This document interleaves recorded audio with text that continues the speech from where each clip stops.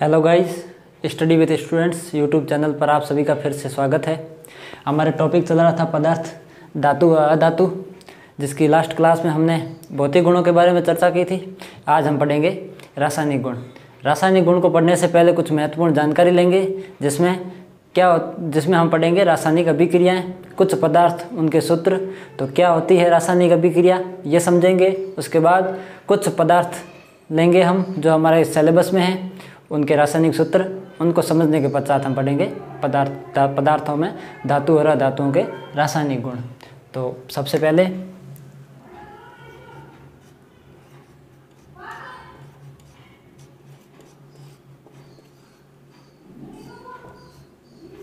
रासायनिक अभिक्रिया।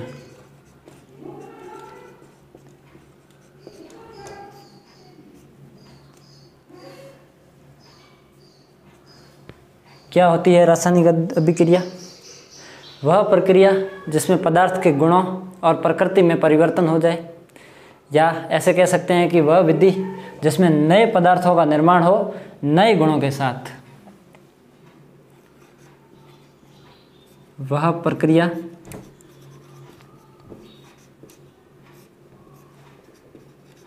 जिसमें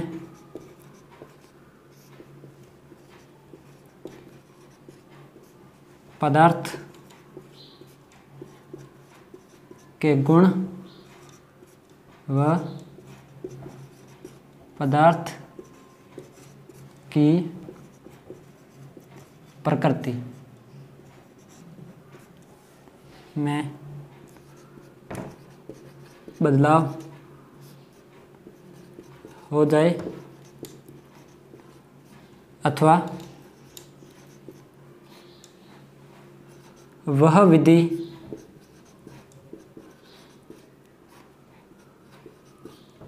जिसमें नए पदार्थ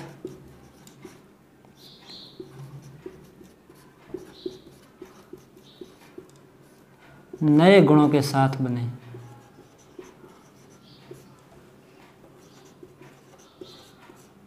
रासायनिक अभिक्रिया कहलाती है। वह प्रक्रिया जिसमें पदार्थ के गुण व पदार्थ की प्रकृति में बदलाव हो जाए, या वह विधि जिसमें नए पदार्थ का निर्माण हो और उसके गुण परिवर्तित हो जाए।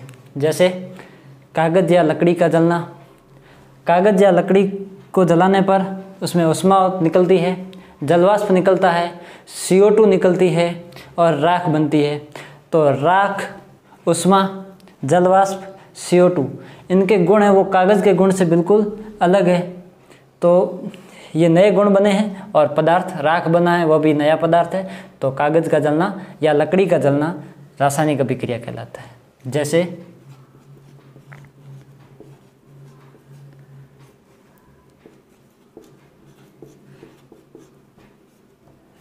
कागज़ या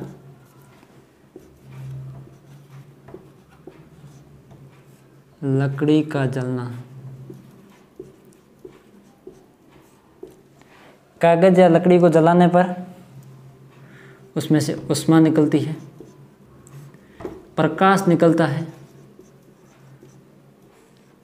जलवाष्प निकलता है, CO2 निकलती है, राख बनती है। तो इनके जो गुण हैं वे कागज़ के गुण से अलग है। ये रासायनिक अभिक्रिया। एक और उदाहरण, लोह पर जंग लगना। यह भी रासायनिक अभिक्रिया है, इसको हम आगे पढ़ेंगे। तो ये होती है रासायनिक अभिक्रिया, इसमें नए पदार्थ का निर्माण नए गुणों के साथ होता है। रासायनिक अभिक्रिया के बाद हम कुछ रासायनिक पदार्थ लेंगे जिसके हम सूत्र लिखेंगे, और उसके बाद हम पढ़ेंगे रासायनिक गुण धातु व अधातु के।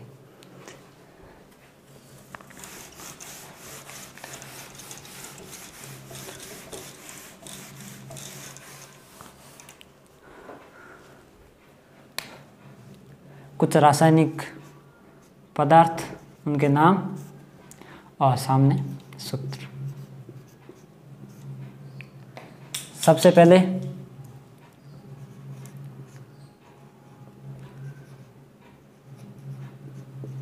हाइड्रोजन, हाइड्रोजन का प्रतीक H होता है, लेकिन अपने आगे H2 काम आएगा, हम सूत्र में H2 लिखेंगे। हाइड्रोजन के बाद ऑक्सीजन। कुछ महत्वपूर्ण सूत्र ही लिखेंगे जो हमारे सिलेबस में है। ऑक्सीजन को O2 से लिखेंगे। ऑक्सीजन के बाद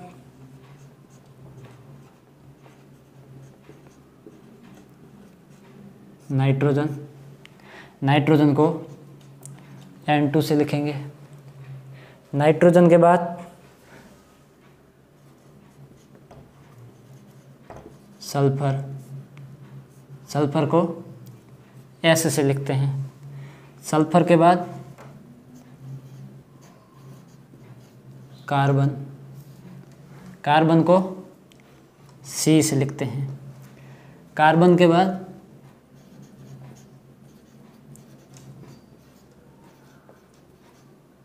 फास्फोरस, फास्फोरस को P से लिखते हैं। यहाँ भी लिखते हैं कुछ नाम और सूत्र।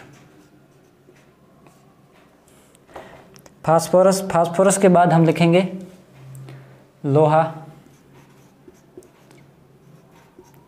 आयरन जिसको कहते हैं। लोहे को Fe से लिखते हैं। लोहे के बाद कैल्शियम,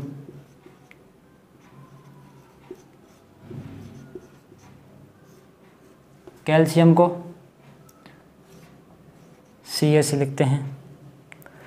कैल्शियम के बाद तांबा जिसको कॉपर कहते हैं, Cu से लिखेंगे। उसके बाद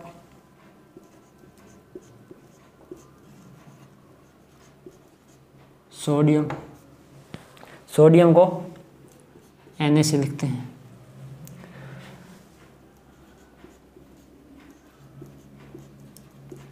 पोटेशियम, पोटेशियम को K से लिखते हैं। फिर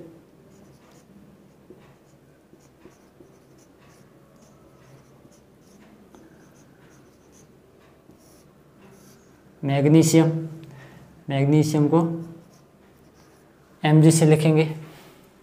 कुछ ये नोट कर लो, इसके बाद कुछ और सूत्र।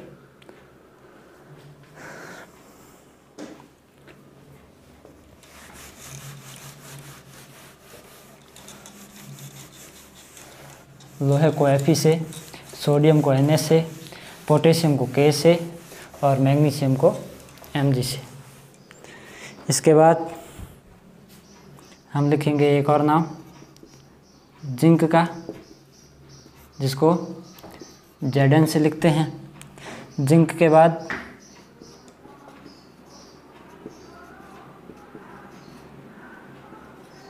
एल्यूमिनियम, एल्यूमिनियम को Al से लिखा जाता है।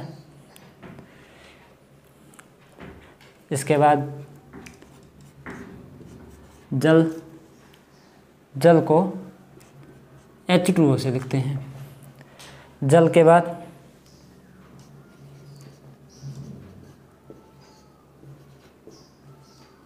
Carbon dioxide,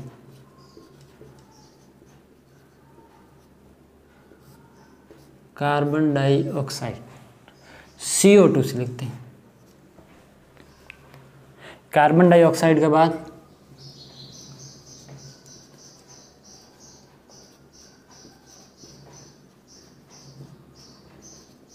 sulphur dioxide,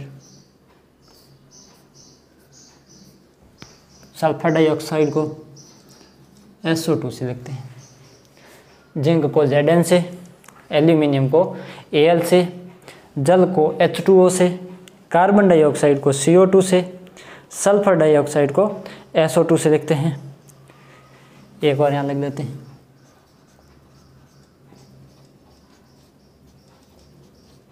magnesium oxide,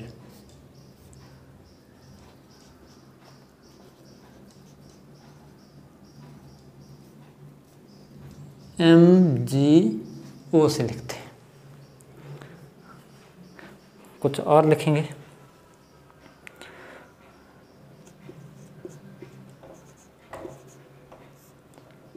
copper sulphate, copper sulphate को CuSO4 से लिखते हैं।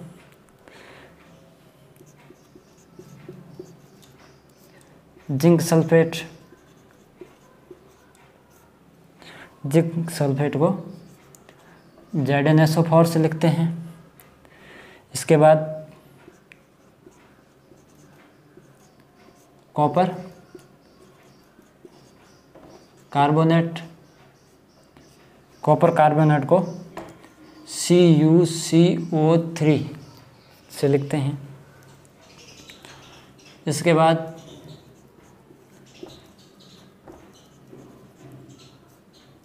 सोडियम हाइड्रोक्साइड, सोडियम हाइड्रोक्साइड को NaOH से लिखते हैं।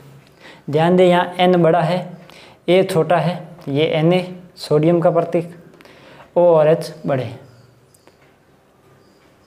सोडियम हाइड्रोक्साइड के बाद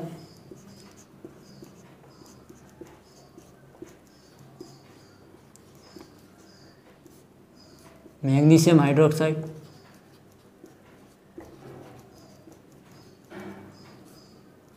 मैग्नीशियम हाइड्रोक्साइड को Mg होल के अंदर OH2, MgOH2। मैग्नीशियम हाइड्रोक्साइड के बाद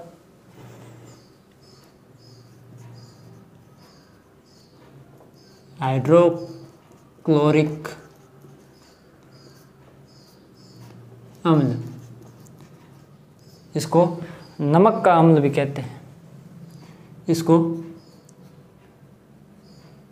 HCl इसे लिखते हैं। फिर लिखते हैं हम सल्फ्यूरस अम्ल,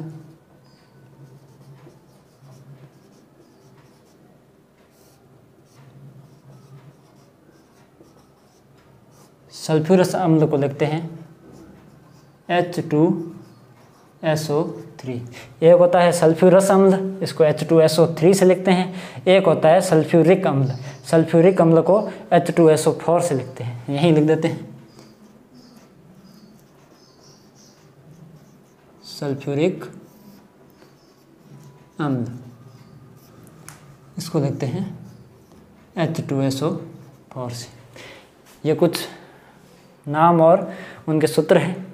इसमें जिंक को Zn से लिखते हैं, एल्यूमिनियम को Al से, जल को H2O से, कार्बन डाइऑक्साइड को CO2 से, सल्फर डाइऑक्साइड को SO2 से, मैग्नीशियम ऑक्साइड को MgO से, कॉपर सल्फेट को CuSO4, जिंक सल्फेट को ZnSO4, कॉपर कार्बोनेट को CuCO3 से, सोडियम हाइड्रोक्साइड को NaOH से, मैग्नीशियम हाइड्रोक्साइड को MgOH2 से, हाइड्रोक्लोरिक अम्ल को HCl से, सल्फ्यूरस अम्ल को H2SO3 से और सल्फ्यूरिक अम्ल को H2SO4 से लिखते हैं।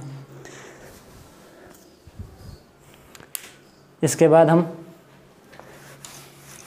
पदार्थों के रासायनिक गुण के बारे में पढ़ेंगे।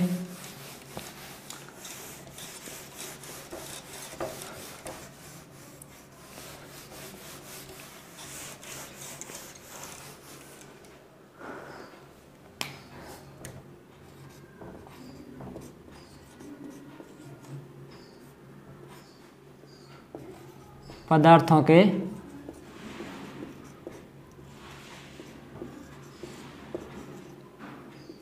रासायनिक गुण। पदार्थों के रासायनिक गुण में सबसे पहले हम पढ़ेंगे धातुओं के रासायनिक गुण।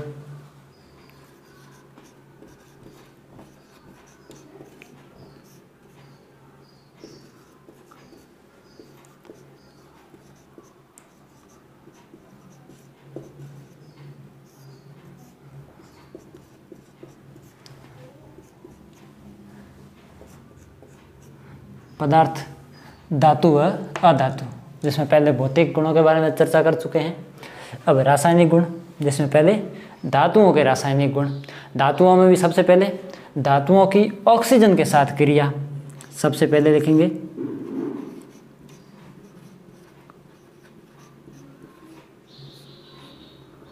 धातुओं की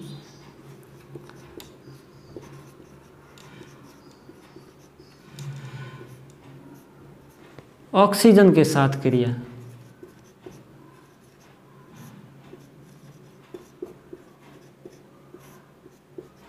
तो धातुएं ऑक्सीजन के साथ क्रिया करती है तो धातु ऑक्साइड बनाती है, जिसमें हम उदाहरण लेंगे मैग्नीशियम का।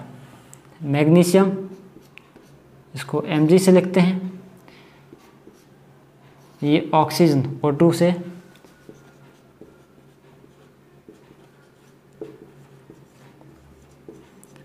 मैग्नीशियम ऑक्सीजन से क्रिया करके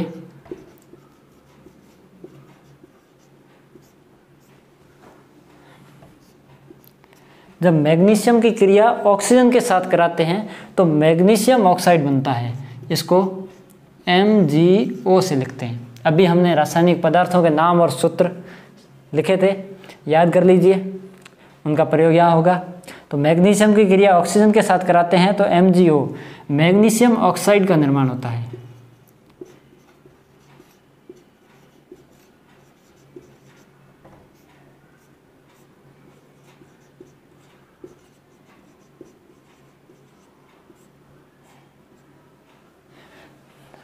प्रायोगिक रूप में भी आगे यह आएगा, जिसमें मैग्नीशियम की छड़ को ऑक्सीजन की उपस्थिति में गर्म करते हैं तो छड़ पर ऑक्सीजन की परत जम जाती है, जिसको मैग्नीशियम ऑक्साइड कहते हैं। धातुओं के ऑक्सीजन के बाद अगली हम पढ़ेंगे लोहे पर जंग लगना। लोह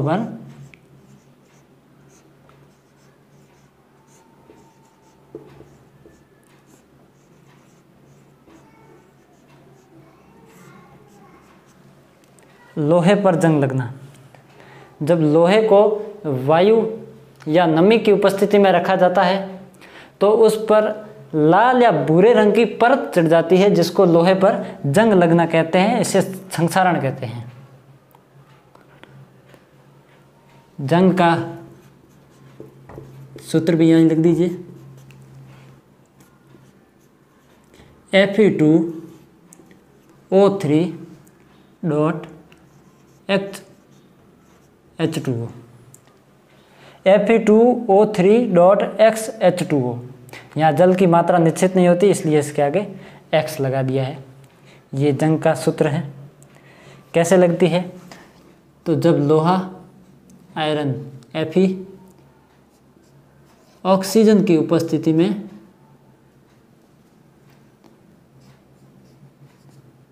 नमी या जल से क्रिया करता है, Fe2O3.XH2। ये लोहा, ऑक्सीजन,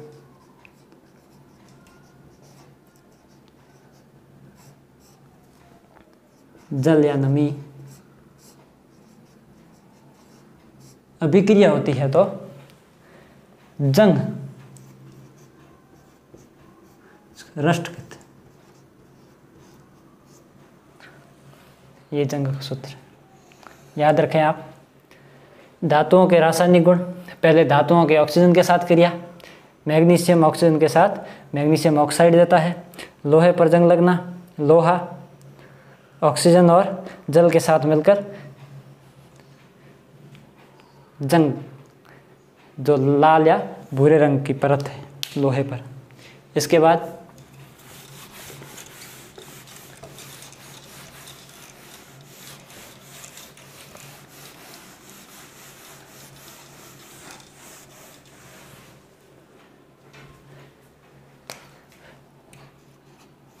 लोहे पर लाल या भूरे रंग की परत जंग है, उसी प्रकार तांबे पर, तांबा कॉपर, तांबे पर हरे रंग की परत चढ़ जाती है।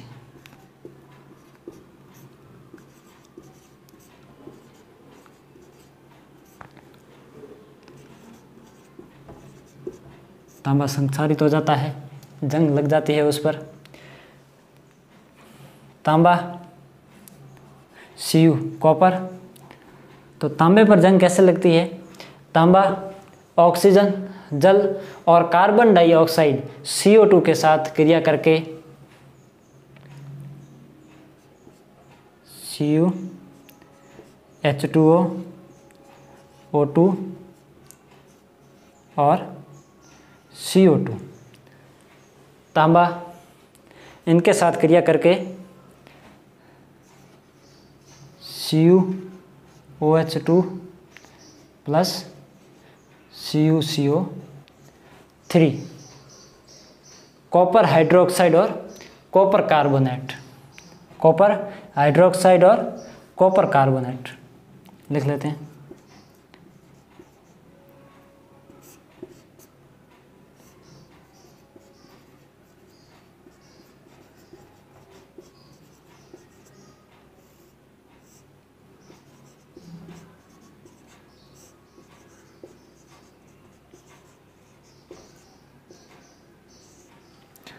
जब कॉपर को जल, ऑक्सीजन और CO2 की उपस्थिति में क्रिया कराई जाती है तो कॉपर हाइड्रोक्साइड CuOH2 व कॉपर कार्बोनेट CuCO3 का निर्माण होता है। इन दोनों को सामूहिक रूप से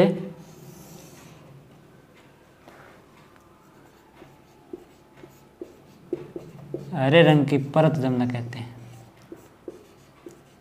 ये सामूहिक रूप से हरे रंग की परत क्या है? यह तांबे पर हरे रंग की परत है। इसके बाद मैग्नीशियम ऑक्साइड को जल के साथ घोलने पर क्या होता है वो देखते हैं। सबसे पहले हमने पढ़ा था धातुओं की ऑक्सीजन के साथ क्रिया। जब मैग्नीशियम को ऑक्सीजन के साथ क्रिया कराई थी तो मैग्नीशियम ऑक्साइड बना था। अब देखते हैं कि मैग्नीशियम ऑक्साइड को जल के साथ क्रिया कराते हैं तो क्या होता है।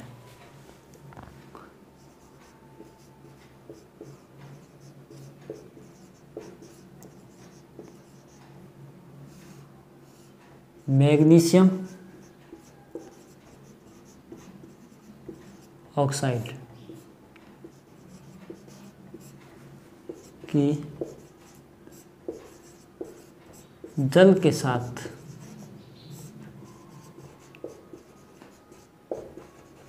अभिक्रिया। मैग्नीशियम ऑक्साइड MgO, इसकी क्रिया H2O के साथ कराते हैं। मैग्नीशियम ऑक्साइड की क्रिया जब जल के साथ कराई जाती है तो मैग्नीशियम हाइड्रोक्साइड MgOH2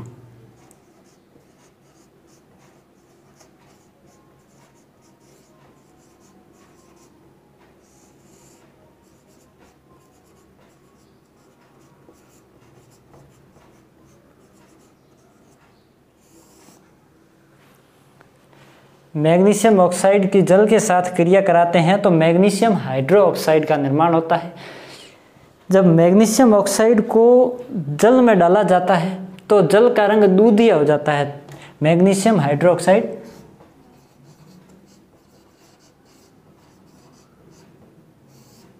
दूधिया होता है, नोट कर लीजिए।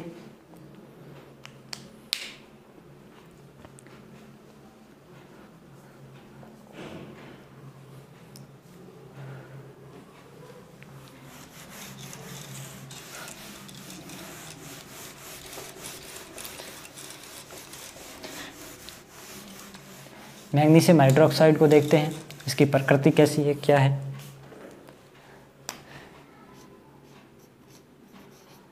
मैग्नीशियम ऑक्साइड जल के साथ क्रिया कर रहा है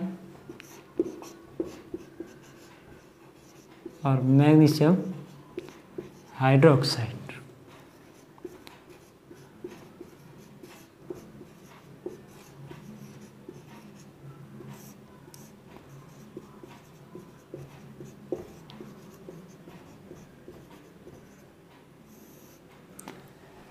मैग्नीशियम हाइड्रोक्साइड की प्रकृति,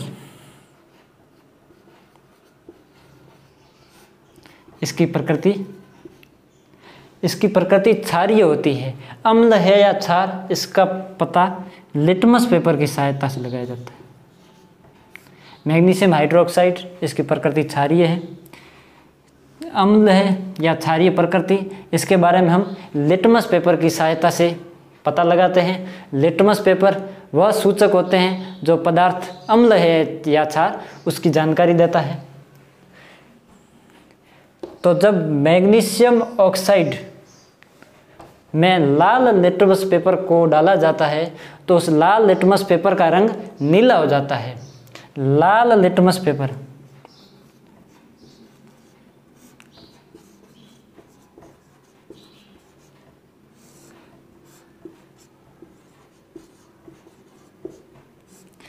लाल लिटमस पेपर यदि नीला हो जाए तो उस पदार्थ की प्रकृति क्षारीय होती है। मैग्नीशियम हाइड्रोक्साइड, लाल लिटमस पेपर को डाला तो लाल लिटमस है वह नीला हो गया, यह इसकी क्षारीय प्रकृति को दर्शाता है। और यदि किसी पदार्थ में लिटमस पेपर को ले जाने पर यदि नीला लिटमस पेपर ले जाए और वह लाल हो जाए तो उसकी प्रकृति अम्लीय होती है।